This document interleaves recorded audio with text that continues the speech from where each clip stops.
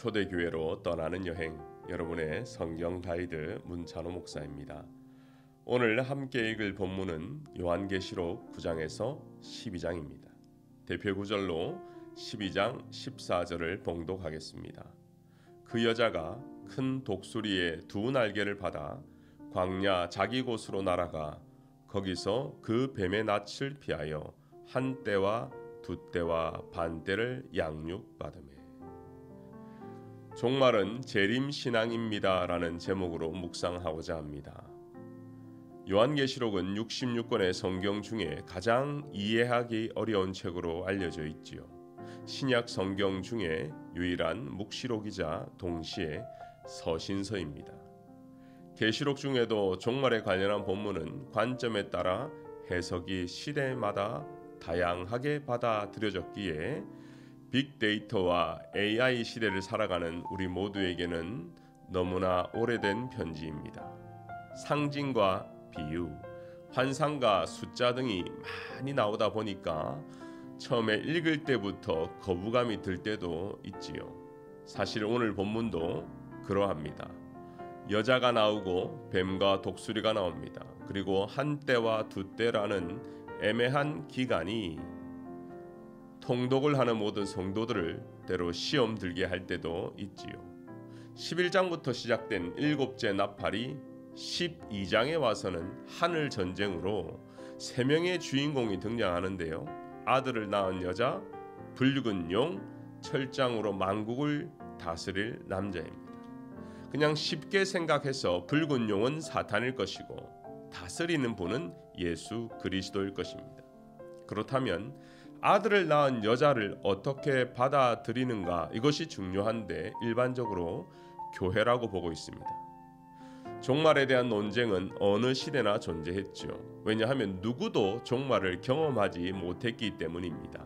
그러다 보니 자의적인 판단, 자의적인 해석이 난무하고 그 사이에 이단들이 판을 치게 된 것입니다.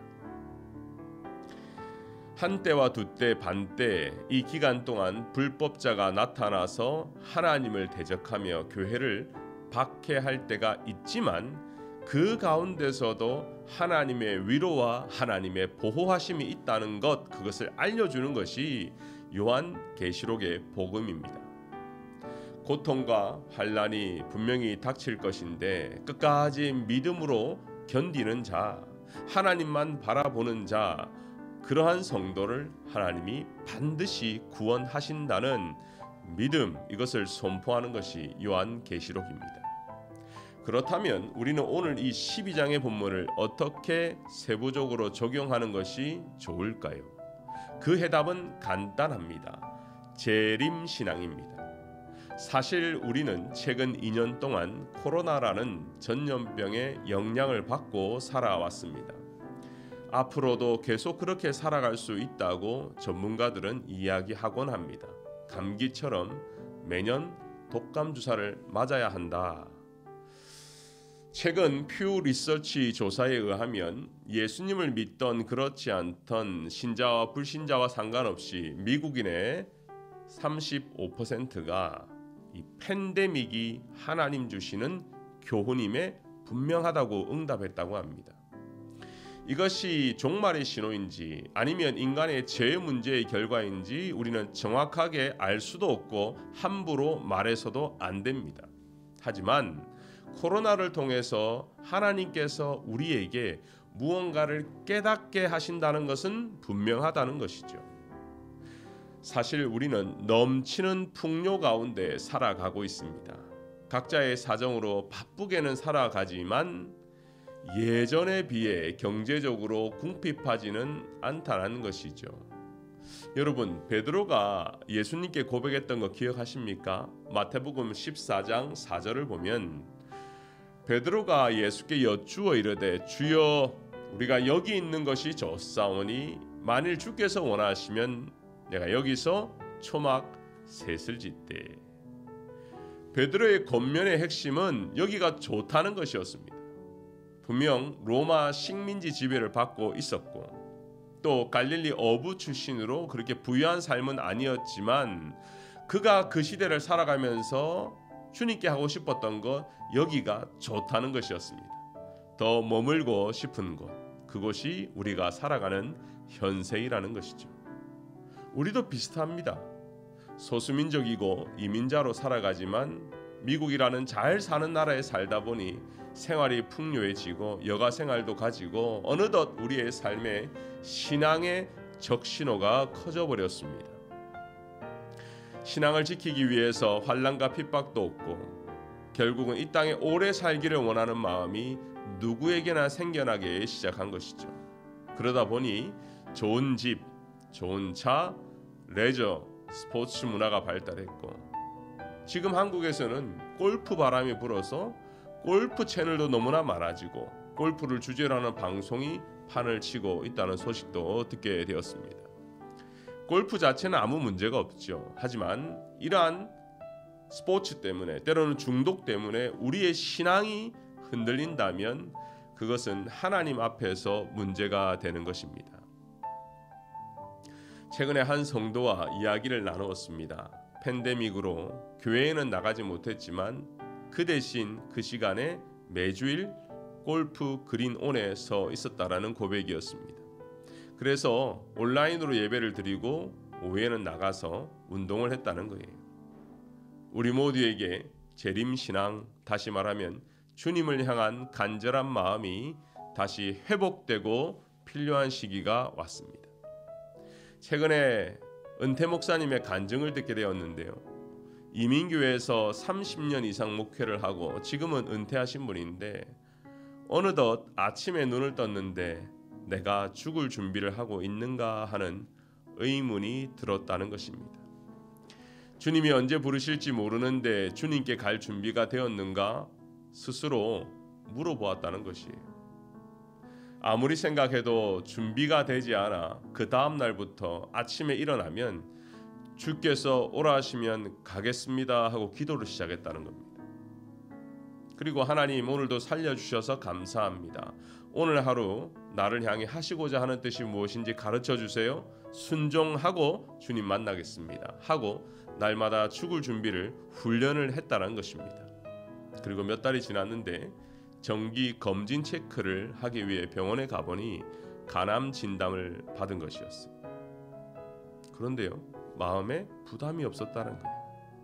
그래서 지체하지 않고 가족에게도 알리지 않고 바로 그 다음 주에 수술을 결정했다고 합니다. 만약 본인이 미리 재림 신앙을 준비하지 않았다면 그 팬데믹 중에 좋은 의사를 찾기 위해 노력했을 것이고 좋은 병원을 찾기 위해 노력하고 온갖 수고를 하며 염려와 걱정 가운데 스트레스를 받아야 하는데 이미 준비를 하고 사니까 그냥 담담하게 받아들였다라는 것입니다. 우리는 연약한 죄인들입니다. 그래서 질병으로 인한 고통을 누구나 당할 수 있습니다. 그리고 우리 성도들 중에는 지금도 고통 중에 있는 분들도 있습니다. 하지만 분명한 것은 이제 우리의 신앙생활도 양극화 시대가 되었다라는 것입니다. 코로나로 인해서 질병과 고통을 인해서 더 불일 듯 신앙이 생기는 분들도 있고 반대로 코로나로 인해 질병의 문제로 여러 가지 문제로 아예 신앙을 접는 분도 있다라는 것입니다. 사랑하는 성도 여러분, 오늘 요한계시록을 통하여 재림 신앙을 알려주는 것은 우리 주님이 다시 오신다라는 것을 다시 한번 깨달으라는 것입니다. 그리고 마음에 사모하는 훈련을 하라는 것입니다. 지난 휴가 때 켄터키주에 있는 노아의 방주를 다녀왔습니다.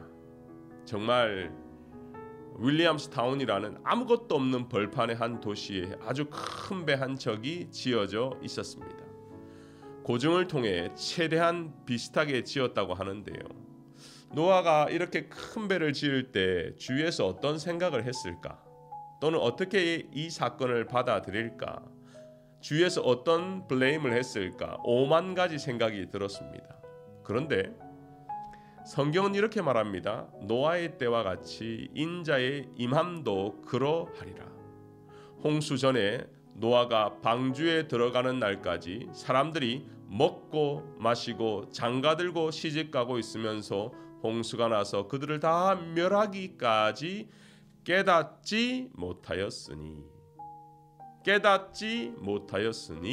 인자의 임함도 이와 같으리라. 그렇습니다. 어떻게 생각했을까, 어떻게 비난했을까가 아니고 모두가 자기 사는데 바빠서 먹고 마시고 장가들고 직장을 찾고 대학을 가고 노후 준비를 하고 각자의 삶이 바빠서 주님의 재림을 아예 생각하지 못하고 살다가 종말을 맞이했다는 것입니다. 무관심, 하나님의 말씀에 대한 무관심이 종말신앙, 재림신앙이 최대의 적이라는 것이죠. 우리의 삶도 마찬가지입니다. 다들 바쁘게 살아갑니다. 하지만 그 안에서 바이블 프로젝트를 하는 것은 우리에게 정말 복인 것입니다.